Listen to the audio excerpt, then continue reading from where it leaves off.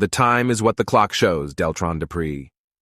Chapter 1, Part 1, Linda. The chemical plant could be left behind. He looked one more time at the glow of the green halo over the smokestacks, activated the DNA sequencer, and opened the Neuro Matrix replicator program. "Do you still have time to cancel?" said the girl. "Just go for it. Hit that damn button." The machine started. It loaded cell data into the digital avatar and disconnected the brain cortex connection. His body twitched as his mind detached from his physical form, and the avatar loaded onto the hacker's mind matrix. He was online. A ghost disengaged from his body, heading towards a virtual city known only as a legend to many Deltron inhabitants. It was nighttime. Rain lashed against the building's windows as Max sat at the computer. Depriks' sirens sang their melody, and that dark tune of despair filled the room with its ambience, like the final note in a lost game. Depriks was ruthless. Its brutal streets and alleys didn't care. Gangs ruled their own territories, dedicated to their ideologies, whether knowingly or unknowingly. Willingly or unwillingly, they were slaves to a system they were both prisoners and guards of. It was an established state, and no one knew how it all began anymore.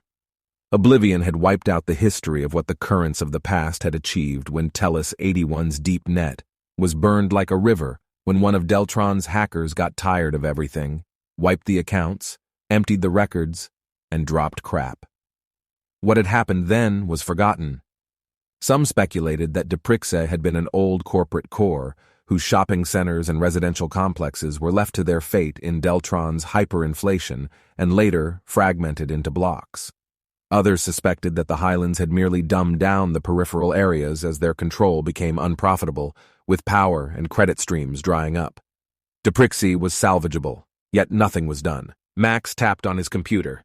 He had found a link to a dark server on the satellite network that he had been searching for months. The computer connected, and the server responded. He didn't know what to expect next, but the hacker's curiosity to unravel the mystery that the message boards were buzzing about had awakened his interest. Finally, he had found what he was looking for: the Nexus Core. 2 weeks earlier, Max sat in the hazard bar at the border between Block 6 and 7. It was a place where hustlers from different blocks gathered to negotiate and do business in the name of their guilds and cults. For Max, it was an opportunity to gather information from hustlers as he worked as an operator in synchronizing data points between the blocks. Anyone could upload updates to the data automaton. Likes and negative feedback determined their place in the newsfeed hierarchy. Advertisements, gossip, political messages, escorts, doomsday religious sermons, music, anything was available for direct download into the user's consciousness from the data automaton. Max connected chips collected from hustlers and uploaded them into his deck, took puffs from his cigarette, and inserted the next chip. He updated the data points one by one, keeping the interblock news up to date on the sector's data automaton server. It was a way to maintain order. If the interblock data points were connected to the net, they would be vulnerable, so only trusted operators were authorized to update them. Max was one of them. That night, he came across a hidden message in the low feed about Nexus. "Do you want to live forever? Square 2 is an endless oscillation rooted in a smaller equation at the Nexus core. Come, fly to the Ghost City." Max removed the chip from his deck and placed it in the system management tool. The program was written to check for viruses and data automaton attacks. It was Max's work. He suspected a virus. If it was a protocol-compliant virus, Max would remove it, but he still ran an analysis for the sequence that followed the comment. The analysis ended. Hidden in the glitch was an audio track comment. "Nexus is found in the soul, hopeless to live without the capacity to complete its roots. Come meet me where kingdoms collide. Rex." The comment, attributed to a user named Rex, sparked curiosity in Max's neural network. He felt that the message meant something he couldn't quite describe. Maybe it was his youth or the beginning of schizophrenia, but a 23-year-old can't have seen much of the world. That naive curiosity was a sign of his passion for life and the mysteries that had crossed his path. He packed the chips, returned them to the hustlers, and left the bar. It was 4 a.m., but he had decided to travel to Block 17 to meet the locals in case someone there knew the mysterious user behind the nickname Rex. Skytrain hummed. Its flight engine was ancient, and there was no other type of flight engine expected on the outskirts. Max lit a cigarette. Through the train's window, he could see the horizon of Deltron's skyscrapers. Above it, sky spots rose for the super-rich who no longer needed to dwell on the ground. Max admired its beauty as the flying vessels formed light trails in the sky, and he wondered about the life they led and the privileges they enjoyed. For a moment, he could relate to the life of the wealthy, but the jolt of the train's engine brought him back from that daydream. Deltron was Max's home. That megacity was a complex city built on top of itself over hundreds of years. Max belonged to the less fortunate, but he had secured a stable job as a data automaton updater and earned a trustworthy reputation among his guild. It was modest, but that humility adorned him like the modesty others saw as divine. The cigarette burned. An announcement was made. Deltron Block 17 station in 5 minutes. Max didn't care about it. He lit another cigarette and opened his hip flask. He took a swig and reflected on himself. A cold sweat trickled down his neck. Was it fear? Or was it due to the night's humidity and lack of sleep? He thought it didn't matter, but he was still about to do something he wasn't entirely sure about. Max stepped out of the train. The station smelled of exotic food. Lake rats with vegetables, dog kebabs, tortoise and grasshoppers, a street food cart, he ordered.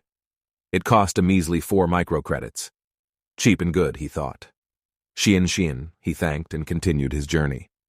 Block 17 was on the outskirts of the city. It was accompanied by a lake that could be mistaken for a sea. By the lake's shore was a harbor and a bar where the locals and wanderers of Block 17 stayed overnight. Max headed there. He walked in the rainy weather in the middle of the night, through those dilapidated and narrow alleyways, nibbling at the edges of his kebab. From alley to alley, block to block, he didn't draw attention. Black poplar, long hair, and optical implants made him completely inconspicuous on Depriks streets. On his belt, he carried a weapon, a C-12 semi-automatic pistol. The magazine held 24 rounds, and he used FM-12 bullets, which were sure to penetrate cyborg armor. The kebab ran out. He tossed the trash on the ground and was almost there. From a distance, he heard the bass thumping. The name of the Block 17 hazard bar was Rajaporti, as its harbor allowed travel to another city where Max had never been. In fact, he had never left Deltron. He had spent most of his life on the outskirts of Deprik before proper city living began with its apartment complexes and coffin hotels. Now, with the ability to afford a small deposit from each of his guild's work benefits, he had settled down. However, the streets were still familiar to him from his youth, and even firefights weren't foreign to him. They didn't, however, stir this 182 centimeters tall man. Computers were his thing, the net was his world, and that's why he had come here. Max arrived at Rajaporti, where the bass pumped an 8-bit techno track. He nodded to the bouncer, who nodded back, welcoming him, and opened the door for Max. The cold sweat had subsided, and his aura calmed from the alcohol he had consumed from his hip flask on the air train. He surveyed the situation. The bar was filled with cult cyborgs, androids, and meatbags enjoying their last credits. Rajaporti's dance floor lights flickered to the rhythm of the music, and holographic patterns adorned its walls, reminiscent of the 3D movies of times past. Locals had gathered here to exchange news, drink, dance, and forget, but Max was there for a different reason. He walked up to the bar counter. It was old-fashioned, traditional, and resembled a classic pub counter.